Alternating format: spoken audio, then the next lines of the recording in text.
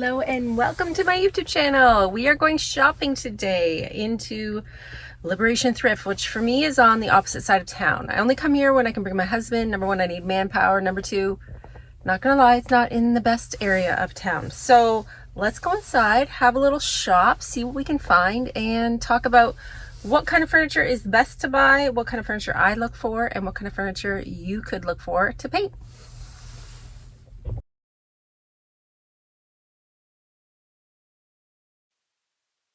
So this is Liberation Thrift. They always have a ton of furniture in here, and depends on who does the pricing, it's usually fairly reasonable. I do get a little overwhelmed, but today is 25% off furniture, so let's do this. I'm on the hunt for a dresser, maybe a buffet, or a really cool cabinet. I don't want tiny tables. I don't want anything that's super heavy. This is really cool, but it's probably not the vibe I'm going for today. So let's go over a few of the things that I do look for when I'm shopping for furniture, because there's some do's and don'ts when it comes to furniture refinishing. This is a total do. This is Art Deco, amazing handles, really pretty, but I don't really need to break it apart and the price wasn't right. Here comes the dresser, but if you look close, that's not real wood, that's laminate. And obviously, you can usually tell if a piece is real wood by opening up the drawers and seeing how they are manufactured. Dovetailed drawers are always a plus. This was not dovetailed. Now this baby right here, this was. And this was a hot contender for a minute until I realized the price was too high. So when I say for me, it's because the area that I live in, Richmond, Virginia, has a ton of places where you can get furniture. So that means I have to keep my pricing competitive. This was a gorgeous, gorgeous dresser or hutch or buffet, whatever you'd like to call it, but it also weighs about 11 billion pounds. And for me, that's a no-go. I'm kind of wanting to move on to smaller pieces just because of the manpower it takes to get them in and out of the house and move them around. But for quality-wise, this one is a 10 out of 10.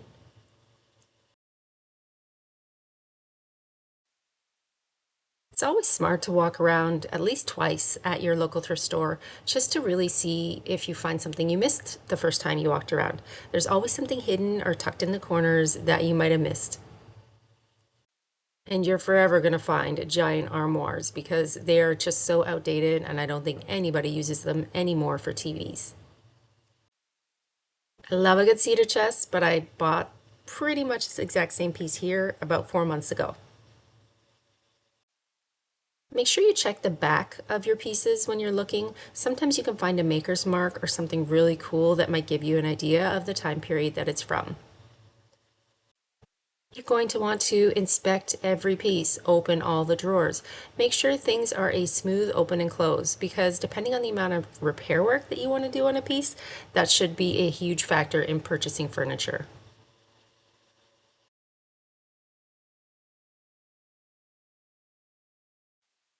This piece was probably second runner-up for possible purchase of the day.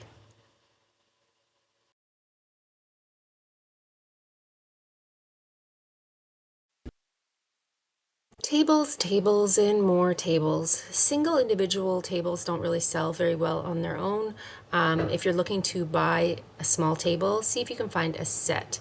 Here's another giant Empire style dresser. Stunning, gorgeous. Again, way, way too heavy for little old me. But really, really cool. I love old pieces like this. I just can't drag them around anymore. I do like the set that was beside them though, those tiny little tables with the red paint. Very MCM. You could do something pretty cool with these. They were missing the back pieces, so I would probably add a new back, and there's some veneer that really wasn't well attached. But those are simple fixes when it comes down to refinishing or fixing furniture. You just really need to be aware of what your skill level is and how you're going to be able to fix up a project when you get it home. You can see those little dovetails right there. $35 a piece isn't bad. It's really not. But at the end of the day, it wasn't exactly what I was looking for. I am a sucker for this style of furniture. Waterfall with 1920s Art Deco handles are always good, but there's that piece again. I kept coming back to this beautiful dresser. The price point, though, just wouldn't work for me. It was close, though. I could have made this work, and if I would have bought that, I would have totally sanded it down. And then I turned around and saw the piece of my dreams. So why is this little fabricated wood cabinet the piece of my dreams? Check out the drawers. I love some tiny drawers. It immediately gave me an idea, and then this was the piece that I ended up going home with today. That MDF wood is also super duper heavy, so even though this piece isn't overly large in size, it's heavy. So that means a big shout out and a thanks to the hubby for dragging it home and getting it inside for me. I got it up on some wheels and got it into my studio space. Let's go.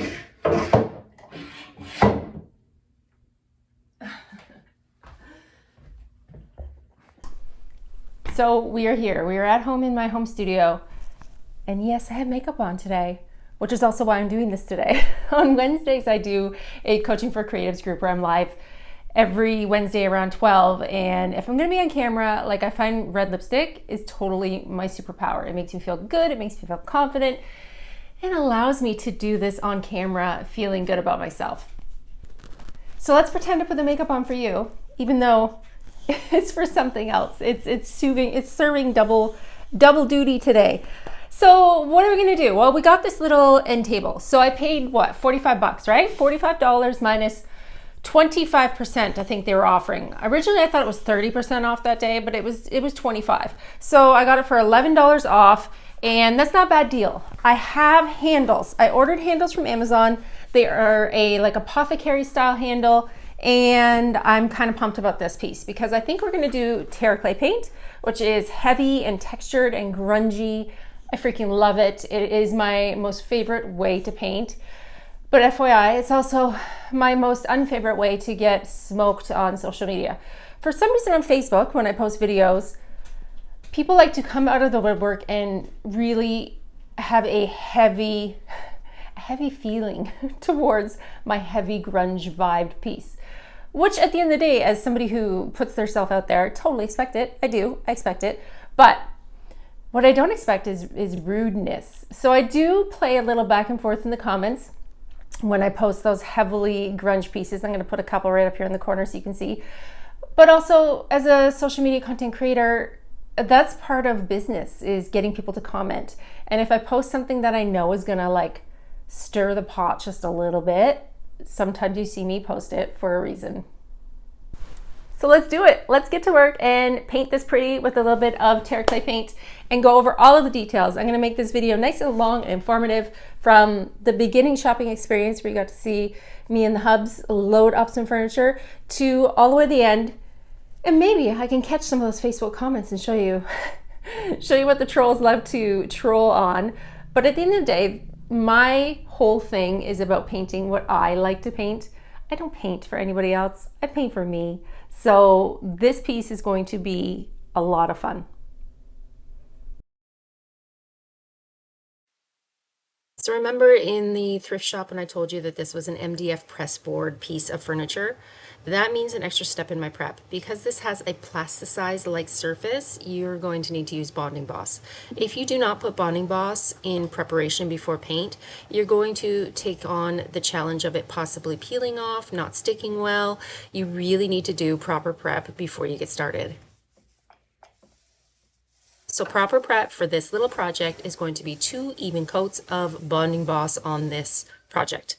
I use the color white. I use a roller so I can throw it in the trash when I'm done, and then I don't have to worry about contaminating my sink with any bonding boss like material going down the drain. After I did my first coat of bonding boss, I wanted to come in and fill in those holes. Remember, we're going to make this piece look like a faux apothecary table. So I'm going to cover them up, and to be honest, it doesn't even need to be a great job because the handles are going to sit right over top of that part. So when your mud is sanded down to flat, you won't even see it. What's next? We are going to have to wait 24 hours before we paint. Remember, Bonding Boss needs to cure for 24 hours before you come in and start your project. So with Terra, you're going to see me do all of the steps in this video. Every single step I'm going to show you along the way, but it means that I'm going to be using a heck of a lot of water. And Terra Clay Paint is reactivated by water. So I need to have a strong base before I put down my Terra Clay Paint.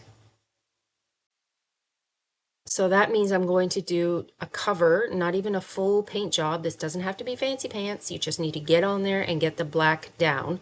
I'm going to cover this entire piece in black Caviar, which is chalk mineral paint.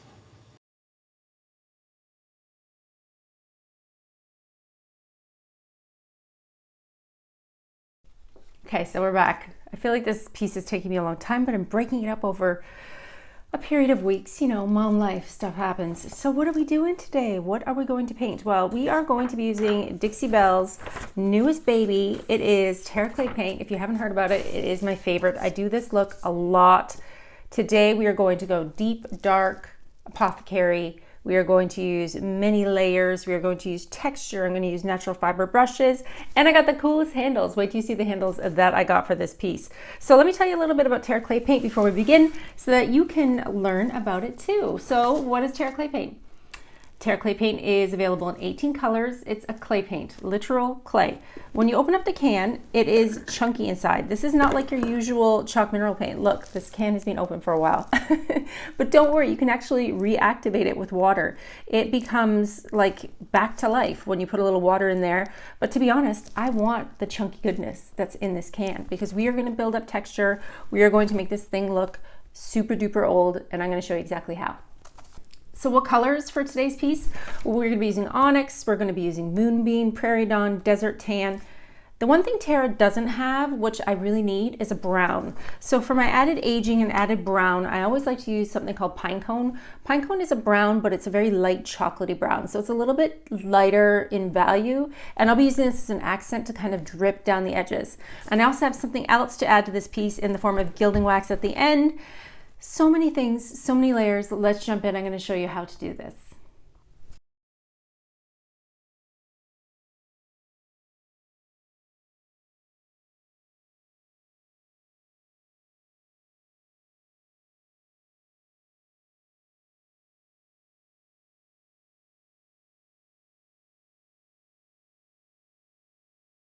One more thing before we start. What brushes do I use with Terra?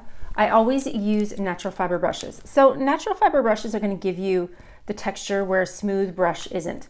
This is a brand new French tip brush. I use this all the time with Terra. I use it so much that they end up looking like this. Don't worry, they still work exactly the same. They just go from nice and pointy and smooth to like super duper hardcore crusty brushes, because when I paint with Terra, I'm literally pushing my paint on. I'm not painting gentle, I'm not painting, you know, nice smooth things. I'm literally stabbing it on, which is why I have this black base coat of Caviar. This black base coat is going to give me the proper base to build my layers on. When I use water and push this Terra Clay paint off of my piece to create that old world charm, the black that peeks through is going to be this right here. So this is Caviar, one even coat, nothing fancy, just going right over top, not even smooth, not even perfect. It's just exactly what I need for a base for my Terra Clay paint.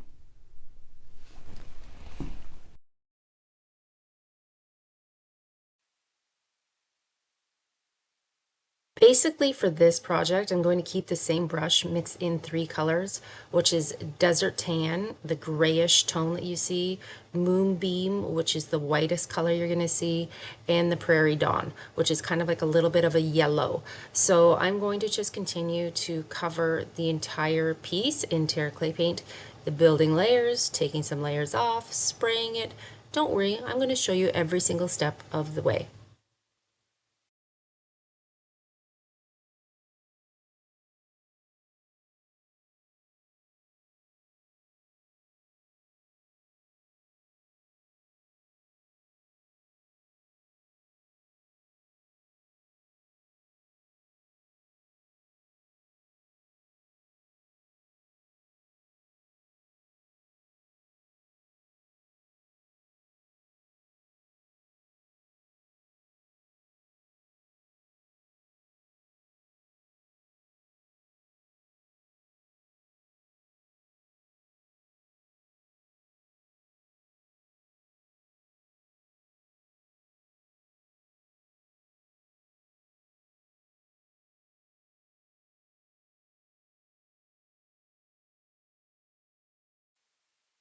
So once you've dibbled and dabbled all of your paint on your project and got it to be exactly the way that you want it, I'm going to move on to aging.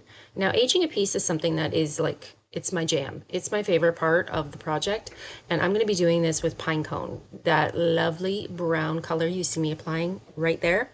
I'm just going to gently put it on along the corners and the edges, and FYI, I didn't take the drawers out, number one, because they don't come out, but number two, because I really want to see where I'm going to put the aging. So dabbing on my pine cone mixed in with a little bit of that Onyx, which is the black, and then spraying the heck out of it to get it to run down my project. There is a method behind this madness. Don't think that I'm not doing it this way for a reason. I totally am. I want it to run down the piece. I want it to look as decrepit and old as possible. And then when that water runs down, it really weakens the area where the clay paint had gotten wet, and you can dab off the paint and see that beautiful black caviar underneath.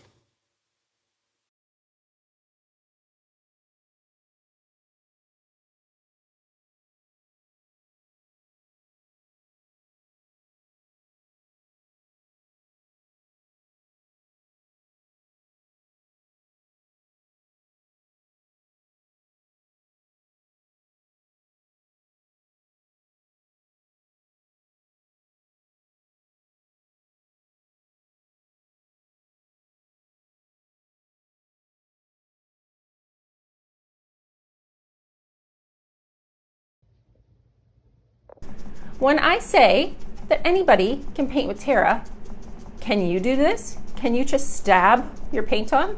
Should we find a different word than stab? Stabbing my paint on sounds kind of a little bit violent, but to be honest, I'm just pushing it. I'm just pushing my paint on this. That's all I'm doing. Let's get it in around the cracks of this little table. Pushing it on and building layers. I also have a heat gun on the floor because my heat gun is going to be there to help me dry this Terra. So why does Terra Clay Paint build texture? This paint has literal clay inside of it, right? This is a thick and chunky clay-based product. And now this is where the magic starts to happen. I'm just kind of depositing it on the edge too because I just want to build that up. We're just working on the base. I want the edges of my piece to be a bit darker than the center. That's usually the way that I plan my pieces of furniture when it comes to, you know, creating age. I like the darkness to kind of come around the edges and stay there. These brushes also I'm super violent with. They shed a little bit. You can either wait until your project dries and then pick out the little hairs that fall off, or you can easily just move them after they're dry on here. Makes no difference. Let's work on this section. I'm going to create kind of like a triangle. Can you see how the triangle is going to come in? We're going to go darker in the triangle and then lighter in the center. I'm going to keep the same brush, moving into Prarie Dawn. And now, in order to blend these colors together a little bit better, I'm going to damp this brush a tiny bit, just a tiny bit. And by dampening it, I'm able to kind of like pull these colors together. By tapping, that's all I'm doing, is tapping, is dragging those colors together. If I want to add more desert tan, just go back to that original color. I'm just creating a thicker coverage over what I did. The first coat that I did isn't as thick or as chunky as I want. I want it to definitely be layers upon layers. You can take a putty knife to this and start to scrape back. If you even wanted more texture, you could come in and add even more with your sea spray. It's up to you. I'm going to come in with a little bit of that Moonbeam, which is white. And we're going to cover this panel. So dark to light in the center. The lightest will be this Moonbeam that you're seeing. And then we're going to create some drips and runs with water. And when you start to add the water, it pulls itself back and you're able to really see that black start to peek through underneath. Can you see how this is so easily blended? It's really not hard. All I'm doing is tapping my brush and creating really age finished. I'm going to take a minute and I'm going to bring you in real close so you can see some of this. Let's see if I can tip the camera without having it fall. Can you see the texture that's being built up? Can you see how it almost looks like a wall that has like an aged patina on it? It's really, really, really cool and very, very heavily textured to it. Okay, so now we have created this pattern where it's darker around the edges. I've built up these layers. You can still see where at the bottom it's very dark because this paint is still wet, very wet, right? The darker it is the more wet area. I'm going to switch brushes now. And what we're going to do is I'm going to combine my chalk mineral paint in Pinecone, which is that brown color, right? First I want to blast this. Give me 1 second just to blast this so I don't pull it all off. Can you see how cool and old it looks already? So this paint I'm going to dab off on the floor, and I'm going to take my brush and I'm going to start to, let's work up here first. We're going to start to put this down in the areas where I want fake dirt, because basically I like to call it dirting it up. We're going to dirt it up. We're dirting up our piece. Okay, now I'm going to go back to my brush that has all of the original paint colors on it so that this pretend dirt doesn't look as fake, if that makes sense. A lot of aging is just blending and blending and blending.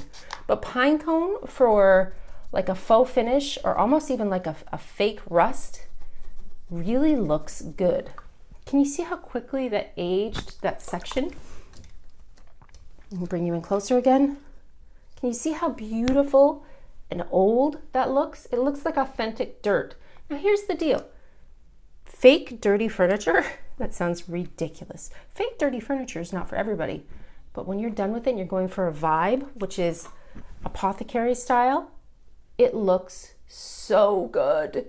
In the corners of the piece, I'm gonna spray it. We're gonna go heavy with the spray and even add a little bit of the Onyx, which is the black, on the same brush. And when we spray it, it's gonna run. We're gonna run this down, okay? We're gonna drip it down. What's going to happen when we drip this down is that the drippiness is actually going to start to weaken the Terra Clay paint that's on the project. When it weakens this Terra Clay paint and creates drips and runs, I'm going to come in with a paper towel and we're gonna start pulling it back so that we can see the black, okay? You ready? Here we go. I'm gonna keep the same brush and I'm gonna start to spray. Let's give it a bath. This is where, when I talk about getting messy and playing with paint, this is where some of the mess starts to happen for me. Touching things, spraying things, really getting in there. Do you see those runs that are all coming down? Let's start to pat them. Let's start to manage. We're gonna micromanage our runs because I don't want the entire thing to look like, what did she do? Did she just do all of those on purpose? Yeah, I did. But we're gonna do this like just controlled drips, if that makes sense. I wanna have this runniness and this drippiness, but I don't want the whole entire thing. So we're just gonna manage it by patting it back with a paper towel. And then we're gonna work here on the bottom and I'm gonna show you how to pull it back even more and start to remove some of this dirt to get the paint underneath. When I say dirt, it's actually paint. We're making fake dirt. All right? Okay, let's spray it and start to tap it. We're gonna just move that fake dirt around and create little runs.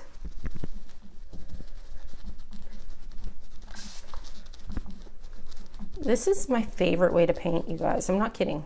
When I talk about Terra Clay paint and the love that I have for this paint, I need you to try it, because if you don't try it, you're never going to know how much fun this is. It's so much fun. Okay, so now we have our paper towel, okay? Let's just tidy up some of these little edges, drag some of this down. And this is buildable layers. You could keep going. You could keep building some of these layers and moving this all around to create whatever look you want. So this towel has already been dampened, and here's the ticket. This is wet, right? We're gonna start to tap those areas and start to pull off some of our clay paint and create some black that is the base showing through. See it start to happen? It's almost like it becomes tacky on this cloth. I really want it wet. And it's like the harder you tap, the more black starts to show through. This is what's going to take the piece from, hey, that looks dirty, to, hey, that looks really old, really quick. Can you see how cute that is?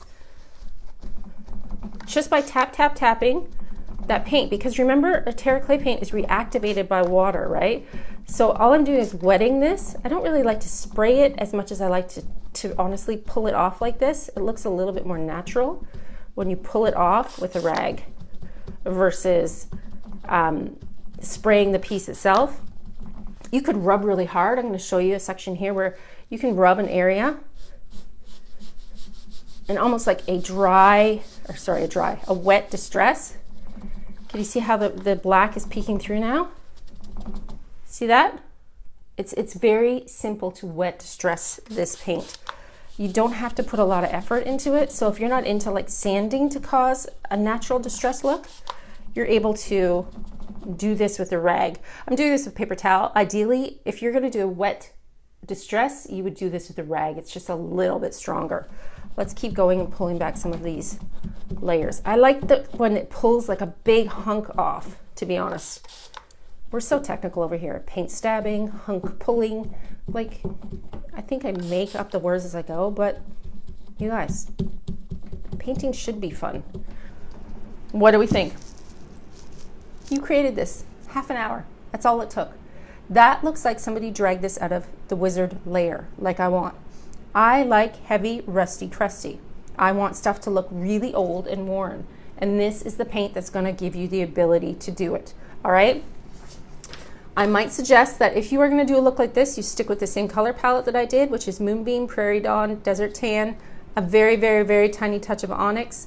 And then I added this pine cone, which is like a really kind of really dirty brown. What do you want to call this? Pine cone. Pine cone is just like a greeny brown. It's a really great, great brown for aging. I use this all the time. If you don't have pine cone, you're missing out, because pine cone is the best for making fake dirt happen. So stay within that color family. If you wanted to do this in blues, you would do London Blue, Cerulean Blue, and Lanny's Lagoon. If you wanted to do this in, say, pinks, you would do Elderberry, Bougainvillea, and I would probably even add a little bit of Marigold. You can achieve this look.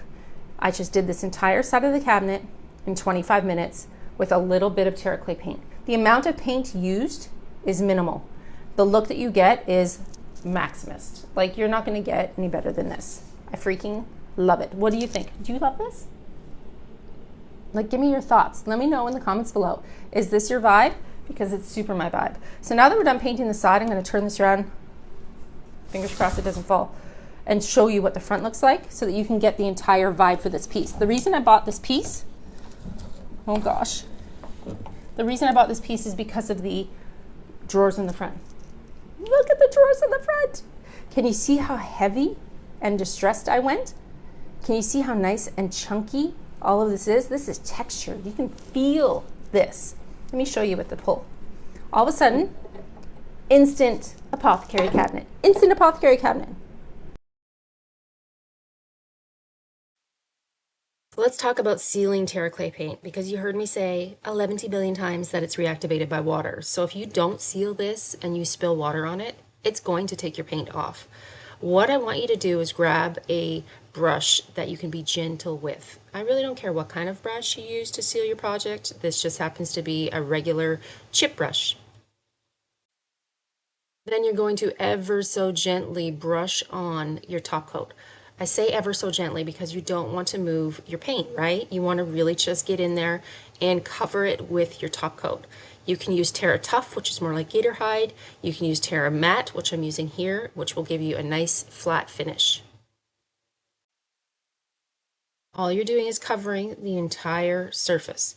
After you get that top coat on, go nuts. Go nuts with your Gilding Wax. Go nuts with your dark wax, your brown wax, your black wax. Whatever you want to add on top of this is a-okay once it's dry.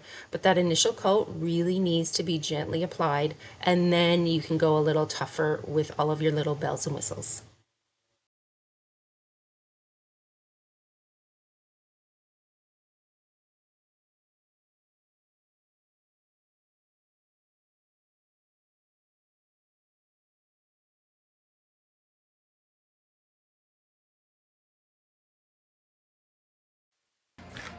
So next up on this project is hardware. I grabbed these off of Amazon. I'm going to link them in the description. They are not expensive, and that is key when you have to put on a ton of them. I mean, there's 9 handles on this tiny little piece. So I have this book of vintage paper. This is like a Greek and English dictionary, I think, and I keep it specifically for this purpose. No joke. I use it in my apothecary handles because it's not English, really. It looks cool. Looks cool to me anyways. And since the paper is super old, it's kind of yellowed and looks aged. All right, what's next? That is gilding wax. Remember I told you after you sealed your piece, you could go crazy and do all the things with gilding wax that you want?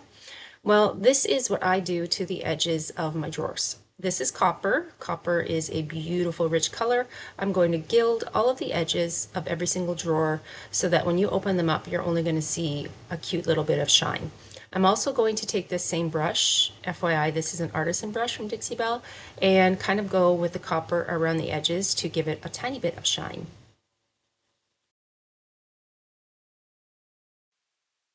I drilled in that new hardware and put the paper in as well. I mean, technically somebody could take the paper out if they wanted to and they didn't like it, but for now it's kind of permanent.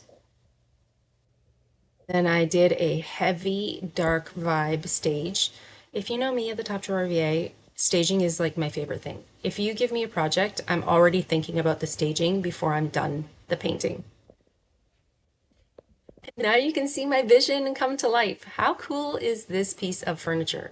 From boring brown MDF board that had damages on the front that I picked up at the thrift store for what? 35 bucks? Now, priceless. Love how Terra Clay Paint gives me an authentic aged vibe. This doesn't look like cheetah. This looks like a real aged piece. There's no weird, unnatural distressing. It actually looks like it lived in a little dragon's lair for a lot of its years, which is exactly perfect and totally the vibe I was going for. Thanks for watching. I'll see you again next week.